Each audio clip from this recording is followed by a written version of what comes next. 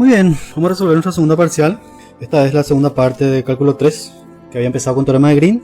Vimos varios temas. Lo que se evaluó en esta parcial fue su habilidad para aplicar esos últimos teoremas que vimos sobre la parte de integrales de línea, integrales de superficie, rotacional, divergente. Entonces son 3 ejercicios. El primero era aplicar el teorema de Green. Tenemos uno también con el teorema de la divergencia y otro con el teorema de Stokes. Vamos a empezar con este primero. Acá tenemos calculado una integral de línea, donde C estaba en la figura. C es esa curva cerrada que tiene prácticamente 4 partes, ¿verdad? Se podría calcular la integral de línea de cada segmento. Podríamos llamarle, por ejemplo, C1, C2, C3, C4. Calcular para cada uno. Pero, como también esto es una curva cerrada con sentido a orientación positiva, se puede aplicar el teorema de Green. Estamos en 2 dimensiones. En 2 dimensiones el teorema de Stokes pasa a ser básicamente el teorema de Green. Esa integral de línea, según el teorema de Green, si C es cerrado con orientación positiva, puede ser igual a la integral doble de la región D, que está dentro de esa curva cerrada, de las derivadas parciales, la diferencia acá, de Q, de X, menos de P, de I, de A. Donde Q y P, o sea, P y Q, son nuestras componentes acá, de esta integral de línea. Muy bien, ¿sí? Entonces, para hacer esta integral doble necesitamos delimitar bien D. D, acá, vamos a delimitar la región D. ¿Cuáles son sus límites? En XY. Esta es una región tipo 2 porque sus límites, que son funciones, están en la vertical. Entonces, acá tengo, en X tenemos 2 rectas verticales que van de menos 1 a 1. Y en Y tenemos allá esta parábola inferior y otra parábola superior.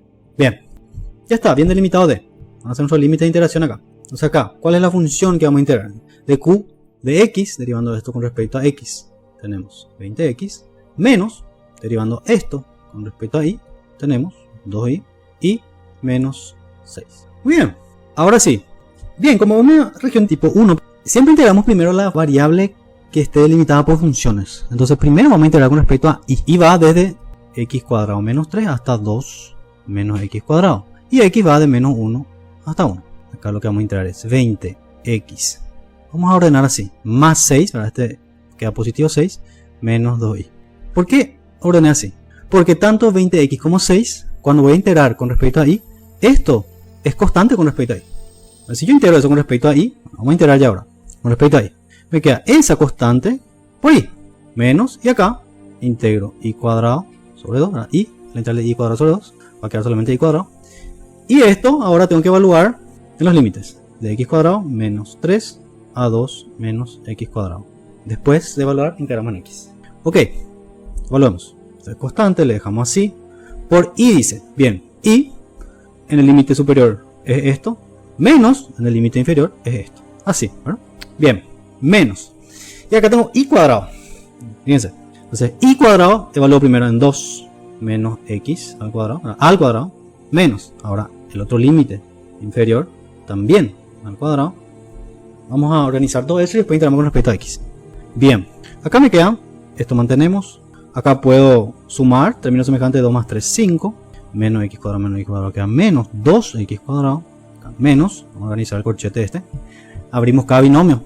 El cuadrado del primero, menos el doble del primer producto por el segundo, más el cuadrado del segundo. Acá fíjense, también tengo un binomio, pero tengo un menos antes. Entonces ese menos le cambia el signo acá, término. Vamos ya a cambiarle el signo. El cuadrado del primero, menos, pero con este menos queda más. El doble, el primero por el segundo, el 2 por 3, 6 x cuadrado. Más el cuadrado del segundo, pero por este menos queda menos 9. Bien, acá hay que la cuarta simplifica. Acá podemos hacer una distributiva. 20x por 5 en x. 20x por menos 2x cuadrado va a quedar menos 40x cubo. Esto por esto. Acá queda 6 por 5, 30. Y 6 por 2 x cuadrado menos 6 por 2, 12x cuadrado. Muy bien. Y acá, ¿qué me sobró? Acá adentro de este corchete tengo 4x cuadrado negativo y acá positivo 6 cuadrado. 6 menos 4 queda 2x cuadrado. Entonces acá es menos ese 2x al cuadrado. ¿Qué más tengo? Tengo menos 9 más 4 va a ser menos 5, pero con este menos va a quedar más 5.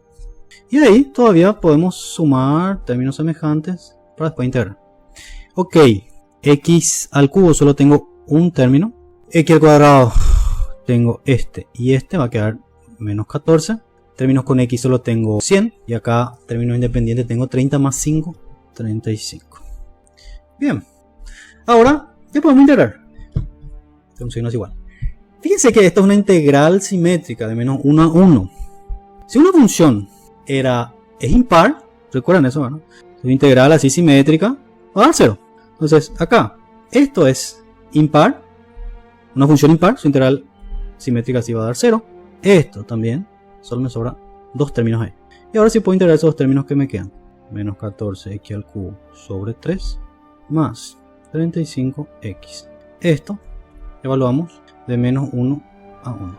Estas funciones son pares también. Entonces, una integral simétrica cuando es par, como la parábola, por ejemplo, ¿verdad?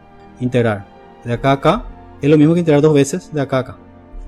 Entonces, acá también yo podría cambiar mis límites de integración, poner solamente de 0 a 1 y multiplicar por 2.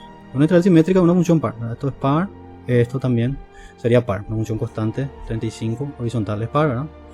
Y la parábola negativa así también es par. Entonces calculamos así, solo para facilitar. Entonces ahí ya queda 2 por menos 14 tercios más 35. Esto tiene que dar ahí 182 tercios. Listo. Si hubiesen integrado también cada segmento acá de la curva, sumado todo eso también debería dar lo mismo, solo que va a dar más trabajo. Bueno, bien, vamos al siguiente. Acá pide, sea f el campo vectorial dado ahí, tridimensional, determina el flujo de f, de esta función, por, dice, la parte del paraboloide que está sobre el plano z igual a 1. Solamente sobre el paraboloide. Y fíjense, el plano z igual a 1, el plano que le corta acá al paraboloide, z igual a 1. Entonces está delimitando el paraboloide. A usted lo que le pide en realidad es la integral de superficie de f sobre ds. ¿Y qué es S acá? Es el paraboloide cortado, ¿verdad? A partir de z igual a 1. Muy bien. Fíjense que si yo parametrizo el paraboloide acá, consigo parametrizar con x y y sin problema. Pero si yo parametrizo y reemplazo acá en la función, recuerden que esto es básicamente hacer f de la parametrización de s, que podemos llamarle gamma de s. Y entonces, imagínense, evaluar la parametrización dentro de esta función f nos quedaría una integral muy complicada. Entonces, ¿cuál es la idea acá? La idea acá es que se tendría que aplicar el teorema de la divergencia. Así como hicimos en clase, aplicamos con la esfera, solo que ahora acá es un paraboloide, pero exactamente lo mismo. Hay una cuestión, el teorema de la divergencia relaciona la integral de superficie de una superficie toda cerrada, bien cerrada como una esfera, con la integral triple volumétrica de todo ese volumen contenido dentro de la superficie cerrada. El paraboloide acá está abierto, ¿no? Entonces yo no puedo aplicar el teorema de la divergencia directamente, pero sí nosotros podemos cerrar este paraboloide con un disco, el disco que tenemos ahí en la intersección. Entonces, al paraboloide le podemos llamar S1 y al disco le podemos llamar S2. Entonces ahí tenemos, para la región S completa cerrada del paraboloide con el disco abajo, que sería S1 y S2, acá sí se puede aplicar el teorema de la divergencia. ¿Por qué queremos aplicar el teorema de la divergencia? Porque el teorema de la divergencia, ¿qué dice? Que la integral sobre una superficie cerrada es igual a la integral triple de la región E contenida dentro de S cerrado, del divergente de f, que esto es una función escalar, de s, que ya no aparece el vector, ¿okay? Perdón, es de b, eso. Esto es una integral triple sencilla en la región E de b. ¿Por qué es interesante acá? Porque el divergente de f, fíjense, el divergente de f, ¿cuánto da? ¿Qué es el divergente de f? Es hacer la derivada de la componente de f en x con respecto a x más la derivada de q con respecto a y más la derivada de r con respecto a z. O sea, esto vino de esta notación también, ¿no? El divergente es el gradiente producto escalar f. O sea, hay que aplicarle de la derivada de cada componente sumar. ¿Esto cómo nos queda en esta función? Esto no tiene componente, no tiene variable x. Entonces su derivada con respecto a x acá es 0. Este término de acá. La derivada de esto con respecto a y también va a ser 0. Esto de acá. Y la derivada de esto con respecto a z es 1. O sea, el divergente de f es 1. O sea, hacer una integral triple de 1 acá en el paraboloide es una operación mucho más sencilla, ¿sí? Pero como dijimos, S tiene que ser una superficie cerrada, no hay problema. ¿Por qué? Podemos aplicar entonces la nuestro teorema de la divergencia, esto, ¿verdad? Si S está compuesta de S1 y S2, la integral de superficie tiene esta propiedad también así distributiva, ¿verdad? Yo puedo calcular por partes, primero la integral de superficie sobre S1 y sumarle la integral de superficie sobre S2. Ok, y esto, ahí sí, se cumplió la condición del teorema de la divergencia, debe ser igual a la integral triple sobre la región E dentro de la superficie S del divergente de F, ¿no? De B, es acá. Bueno, nosotros estamos buscando la integral de superficie solamente sobre el paraboloide. El paraboloide llamamos S1. Entonces nuestra incógnita es esta de acá. Esto es el flujo sobre el paraboloide. Y esto es el flujo sobre el disco S2. ¿Sí? De esta ecuación podemos despejar lo que estamos buscando. De ahí, el flujo sobre solo el paraboloide es igual a la integral triple del divergente menos la integral de flujo sobre S2. Muy bien, entonces lo que necesitamos para calcular la integral de superficie sobre el paraboloide, que es esto, es calcular estos dos términos de acá. Recuerden también que la superficie siempre tiene que estar orientada positivamente, o sea, con la normal saliendo, ¿no? Entonces eso es importante ahí en el disco, donde vamos a considerar la normal saliendo del disco, ¿no? Hacia afuera. Ok, entonces vamos a calcular este término de acá y este de acá.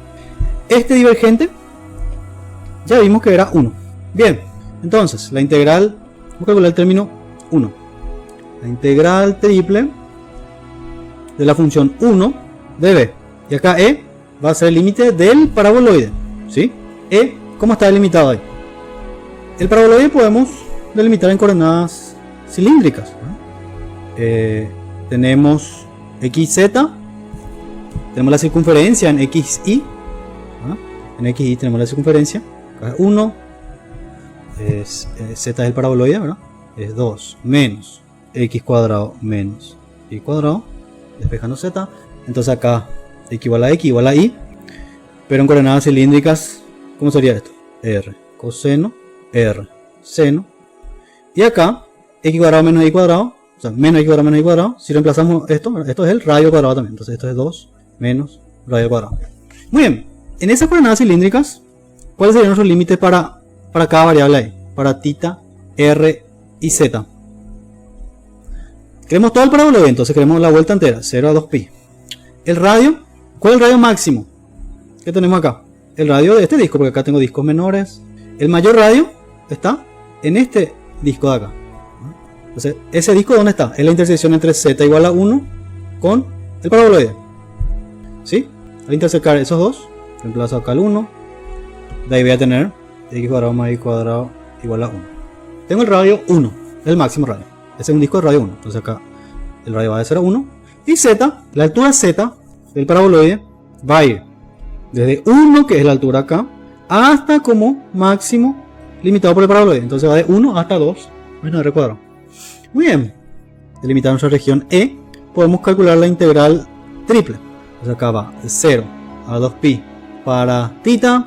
Vamos a tener de 0 a 1 para r. Y en la altura z vamos de 1 hasta 2 menos r cuadrado. O sea, hasta el paraboloide. La función que me trae es 1.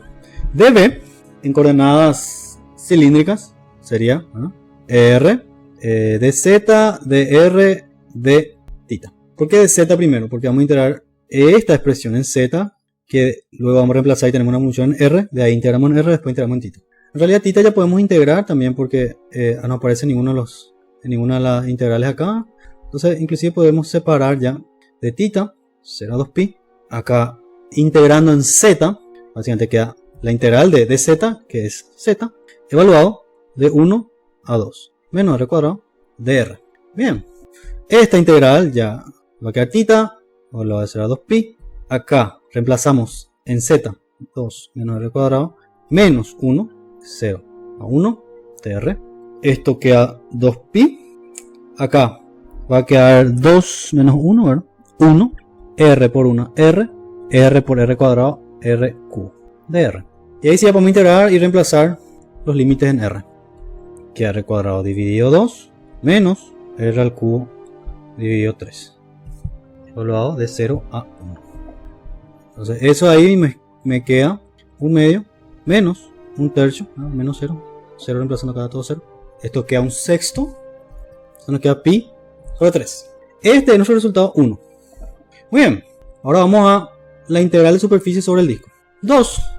Necesitamos esta integral de acá. Entonces ahí vamos a evaluar el disco. El disco que está en z igual a 1. ¿No? Acá tenemos y va a ser r coseno, x, al contrario, xr coseno igual a r seno. ¿No? Para todo este disco. ¿Cómo sería? R variando de 0 a 1, θ variando de 0 a 2pi. Es el disco. Muy bien. Y queremos la integral de superficie de f aplicado, ¿no? Sobre ese disco. Muy bien. ¿Cuál es la normal al disco? Dijimos que tendría que estar hacia afuera, ¿no? Sacar la normal al disco sería el vector 0, 0, menos 1. ¿Por qué es importante esto? Porque recuerden que nuestra integral de superficie podíamos también calcular como siendo el campo por la normal, y acá ya es de ese escalar. Entonces fíjense que f es toda esta expresión complicada, pero al hacer el producto de ese producto escalar con el vector 0, 0, menos 1, ¿qué nos queda? Todo esto por el producto escalar 0, 0, 1, esto de acá me queda 0, esto de acá me queda 0, solo me va a quedar el término acá en z. Entonces, f por vector 0, 0, menos 1 es igual a solamente el término menos z de S. ¿Sí? Muy bien. Z igual a 1. Este disco está en el plano z igual a 1. Y yo puedo pensar z como siendo una función g de x y y, ¿verdad? Solo que es constante. ¿Sí? De ahí, eso yo puedo hacer en coordenadas polares y reemplazar mis límites así. Pero z es una función g de x y y. ¿Sí? Entonces, esto de acá, vimos nosotros que si tengo una función del tipo z igual a g de x y y, yo puedo reemplazar esto, ¿verdad? Por la integral en la región D, que es el dominio paramétrico, en ese caso va a ser el dominio paramétrico del disco, de, ¿cómo sacarle este negativo? Y acá era negativo P, derivada de G con respecto a X, derivada de G con respecto a Y, más R. ¿Ok? Y Z ya sabemos que igual a 1, esto en realidad es 1 también, de A. Entonces la derivada de G con respecto a X, como Z es constante, esto va a ser 0, 0. Entonces esto nos queda la integral en el dominio D paramétrico solamente de R. ¿Y R qué es? Es mi función Z, ¿sí? Que es 1. Entonces acá es 1 de A. Y ya está. Eso es en el dominio paramétrico. 0 a 2pi. El disco, recuerden el disco. 0 a 1. De A sería R de θ. Calculamos eso. Nos queda la integral de θ va a quedar θ. 0 a 2pi. La integral de R va a quedar R cuadrado dividido 2. De 0 a 1, o sea que queda 2pi, este es un medio también, puede salir acá, 1, queda pi, con este negativo que está acá, el negativo acá, negativo pi. Muy bien, entonces ahí podemos volver a nuestra expresión original, ¿verdad? Reemplazando en asterisco, vamos a llamar a nuestra ecuación acá original, reemplazando 1 y 2 en asterisco, encuentro lo que estábamos buscando, la integral de superficie sobre el paraboloide. Acá el divergente, que nos había dado pi tercios, menos el resultado de la integral de superficie sobre el disco, que es menos pi. Acá hay menos pi. Entonces ahí nos queda positivo 4 pi tercios. Ese es el resultado de la integral de superficie solamente sobre el paraboloide. Bien, vamos al tercer y último ejercicio. Acá tenemos una función, un campo vectorial, dice, sea S la porción de la superficie del paraboloide, este paraboloide, que se encuentra por encima del primer octante, se hace la curva cerrada, que va a ser C1 más C2 más C3, donde las curvas C1, C2 y C3 son las tres curvas formadas por la intersección de S con los planos XY y Z y XZ, respectivamente. Debemos orientar C como el límite de S, orientándose de forma que sea recurrida en sentido contrario, vista desde arriba del primer octante. Y es todo lo que nos está pidiendo ahí. Tenemos un paraboloide también, como en el ejercicio 2. Pero vamos a analizar solamente en el primer octante, que sería el octante positivo, ¿verdad? El paraboloide acá formaría algo así. Acá abajo es circular. Acá tengo otra parábola. Ahí. Es el paraboloide Z igual a 4 menos X cuadrado menos Y cuadrado. Muy bien. Entonces de ahí, en esa superficie S, esto va a ser S. ¿Ok? Pero yo voy a delimitar la S también por su curva frontera. Vamos a empezar por acá. Le damos a C1 a esto, en este sentido. C2 a esto, esta intersección de ahí. Y C3 a esta curva de acá. Entonces la curva frontera sería ahí la intersección entre C1, C2. No la intersección, es la unión entre los tres. Bueno, es una curva frontera para una superficie S. Entonces acá nos pide hallar, en la parte A, usa el teorema Stokes para calcular la integral de línea sobre esa trayectoria C, que es la suma de los tres. ¿A qué igual la integral de línea de un campo F sobre una trayectoria C, donde C es una curva frontera de una superficie? El teorema Stokes dice que esto es igual a la integral doble sobre la superficie S, S es la superficie del paraboloide, ¿verdad? S, del rotacional de F, ¿verdad? Que es un vector de S. Muy bien, básicamente nos pide hallar esa integral en la parte A con el teorema Stokes, aplicando la integral de superficie rotacional, y en la parte B nos va a pedir evaluar en cada una de las curvas, o sea, hay que parametrizar cada una de estas curvas y hacer toda la integral de línea completa. ¿Sí? Bien, para la parte A necesitamos el rotacional. Entonces vamos a calcular el rotacional de F. Rotacional de F calculamos con este producto vectorial, ¿no? Tenemos I, J, K, derivada con respecto a X, derivada con respecto a Y, derivada con respecto a Z, de F. Acá tenemos IZ menos XZ y K, o sea, 1. Calcular ese producto vectorial, somos determinante ahí, ¿no? Para Y, vamos a hacer la derivada de esta función con respecto a 1, 0, menos la derivada de esto con respecto a Z, menos la derivada con respecto a Z acá es X. Esto sería para nuestra dirección Y. En J, siempre negativo, por el determinante ahí.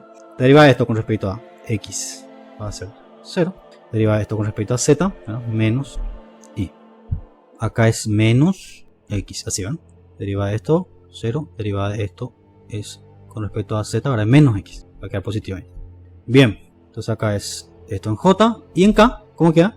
Derivada de esto con respecto a X es menos Z, menos la derivada de esto con respecto a Y, de IZ con respecto a Y, es Z. Entonces ahí tenemos ya el rotacional. El rotacional es el vector acá, X, Y acá queda negativo 2Z. Bien, ese es el rotacional. Muy bien. Ahora entonces vamos a calcular esa integral de superficie. Muy bien, queremos la integral de superficie del rotacional de F de S. Entonces queremos la integral de superficie de esta función vectorial de S. Muy bien. Acá, S, el paraboloide. ¿Cómo está parametrizado S? ¿Cómo podemos parametrizar eso? Podemos inicialmente parametrizar solamente haciendo una función, otra vez, de X, que sería 4 menos X cuadrado menos Y cuadrado. ¿Ok? Si la superficie S está parametrizada así, ¿verdad? ¿Cómo nos queda la expresión? ¿Cómo nos queda esto de acá? Yo puedo pensar en F acá como una función, ¿verdad? Del tipo P, Q, ¿verdad? R, ¿sí? En donde S va a ser una superficie del tipo GXY. Por lo tanto, yo otra vez puedo considerar nuestra relación aquella, ¿verdad? De que eso va a ser igual a la integral doble en D de las derivadas parciales y tal. Si no recuerdan eso igual, también podríamos hacer lo siguiente. ¿A qué era igual ds ahí? Eso también podríamos reemplazar por producto escalar acá. Esto acá es nuestra gama ds, ¿no?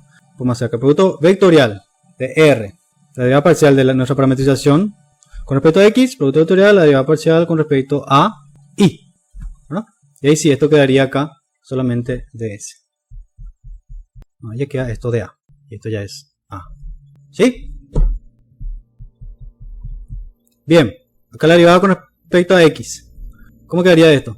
1, 0 y menos 2X. La derivada con respecto a Y. 0, 1, menos 2Y. Hacemos el producto vectorial entre los dos. ¿Qué nos queda? 0 menos, ¿no? Esto, 2X en Y. En J, menos 2Y. Y en K, 1. ¿Sí? El vector, 2X, 2Y, 1. Ven que da exactamente lo mismo que aplicar la fórmula ya directa. Menos P por la derivada de G con respecto a X. Menos Q por la derivada de G con respecto a Y. Más R. Bien, pero de igual manera reemplazamos eso en la integral. Para asegurar. Producto escalar, este resultado. de A. ¿Qué nos queda? 2x cuadrado más 2y cuadrado menos 2z. Y eso sí, ahora lo vamos en el dominio paramétrico D. Ahí tenemos en cuenta el paraboloide, ¿verdad? D podemos delimitar o podemos parametrizar, como ya está parametrizado acá, ¿verdad? Fíjense que si hacemos x igual a r coseno y igual a r seno, ¿cómo queda z? Queda 4 menos r al cuadrado, ¿verdad? Entonces si cambiamos todo eso acá, en coordenadas ya cilíndricas quedaría ahí. Vamos a poner el ángulo. ¿0 a 2pi? No, porque solamente estamos en el primer octante. 0 a pi medios. De ahí, el radio. 0 a 2, que es el radio máximo, que es la intersección de esto.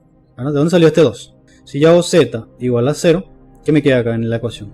Queda la ecuación de un círculo centrado en el origen con radio 2. De ahí vino ese radio 2, el radio máximo, el radio que tenemos acá. ¿Sí? Muy bien. Entonces ahí, esto es x cuadrado más y cuadrado es radio al cuadrado. Entonces acá tengo 2 radio al cuadrado. Y acá tengo 2z, pero z podemos reemplazar por 4 menos radio al cuadrado para dejar todo funcional radio. ¿No? Y acá nuestro dA, coordenada cilíndrica es r de θ. Coordenadas polares serían 2d, ¿verdad? Ok. Acá podemos separar. Podemos integrar directamente ya en θ. Y después integramos también el radio. Hacemos acá una distributiva. Cuidado con esto, ¿verdad? Acá tenemos, vamos a primero eliminar 2r cuadrado, acá sería menos 2 por 4, menos 8, más 2r cuadrado, todo esto por r de r. Allá podemos integrar esto. Y acá en realidad lo que voy a integrar es, ¿sí? 4r cuadrado por r al cubo, muy bien. Entonces acá es r al cubo que vamos a integrar, r a la cuarta dividido 4. Y acá 8r va a quedar 8 al cuadrado dividido 2. 8 dividido 2 va a quedar 4. ¿Qué pasa ahí al reemplazar el 2? El 0 deja todo 0. Reemplazamos el 2, va a quedar 2 a la cuarta. Menos 4 por 2 al cuadrado. Esto y esto es igual. Son iguales. Esto me da 0. La integral doble del rotacional de f de s dio 0. Bien, nuestro teorema de Stokes establece que si tenemos esa superficie con su curva frontera y tenemos un campo vectorial interactuando con la superficie, la integral de superficie rotacional de f, lo que acabamos de calcular, debe ser igual a la integral de línea de la curva C, que es la curva frontera de la superficie f de r. Bien, como vemos acá, C tiene 3 partes. Entonces acá vamos a calcular esa integral de línea separada para esas 3 curvas, C1, C2, C3. Ok, y para eso necesitamos parametrizar cada una de las curvas. Empezamos con C1. Bien, C1 es la intersección entre el paraboloide y Z igual a 0. Entonces, en Z ya sabemos que estamos en 0. En XY, al hacer 0 acá esto, estamos en la circunferencia de radio 2, o sea, esto es radio cuadrado. Y queremos empezar acá y terminar acá. Entonces, cuando coseno es 0, el radio va a ser 1. Vamos a estar acá. Entonces, digo 1 por 2. O sea, acá es 2 coseno t y acá es 2 seno t. Está parametrizado con esta dirección, este sentido. Eso es importante. El sentido de nuestra curva frontera tiene que ser de tal manera que la superficie siempre está a la izquierda, ¿sí? de esa curva, de ese movimiento. Bueno, ya está. Acá necesitamos de x, de y, de z. Y t varía, nuestro parámetro para hacer esta trayectoria varía de 0 a pi medios. Bien, vamos a calcular esa integral entonces. La integral de línea sobre C1 sería, reemplazamos en f nuestra parametrización y también los límites. Esto va a ir de 0 a pi medios. ¿Cuál era f? xy menos 2z. No, f está acá. F es iz menos xz y 1 en k. Ahí vamos a evaluar nuestras curvas. F de r sería acá. Entonces reemplazamos la parametrización. Dice y por z. Acá sería 0, ¿sí? Porque z es 0.